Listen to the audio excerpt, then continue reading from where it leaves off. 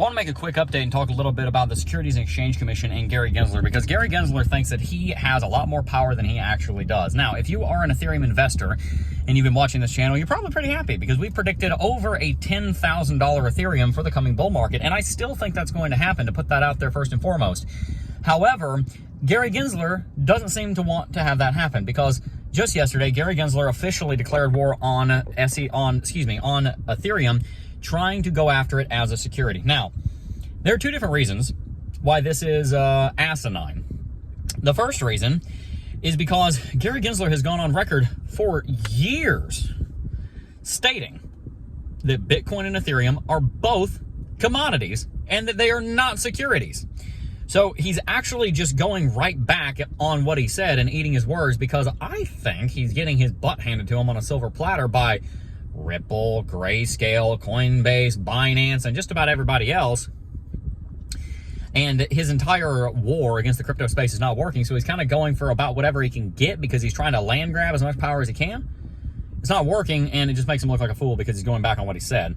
Now, the second reason that I think that this is nonsense is because Gary Gensler is not the legislative branch, and Gary Gensler is not a part of the judicial branch. Gary Gensler is a part of the executive branch, which means he executes the law. He is not supposed to write the law, and he is not supposed to adjudicate or judge the law. Instead, he is supposed to execute the law, which means he has jurisdiction over what the Congress and what the court system says he has jurisdiction over. The Howey test was established in the court system based on laws that were written in the legislature to help define what the stock market was. It's securities. The SEC is over the securities market. There has not been a court case, and there has not been any kind of law or legislative anything written that defines cryptocurrency as securities. Nothing. And that is not in the jurisdiction of the Securities and Exchange Commission, because remember, they are part of the executive branch, which means they execute the law.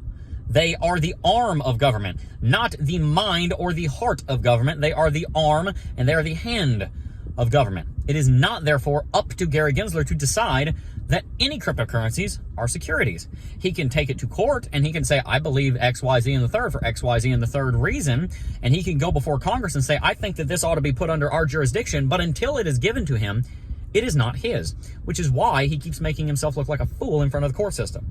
Now, the other piece of news that came out was that BlackRock is working on tokenization funds built on the Ethereum network. So bullish news, bearish news, both pretty big news for Ethereum coming out the same day.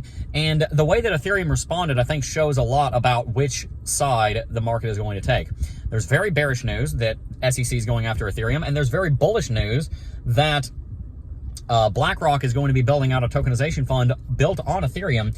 The market rallied. In fact, Ethereum rallied between 5 and 7%, and I think that's because pretty much everybody looks at Gary Gensler and the Securities and Exchange Commission and laughs their head off, because they think that Gary Gensler is a complete fool at this point, and that he doesn't actually have any real authority, and nobody really respects his power anymore because he's overreaching.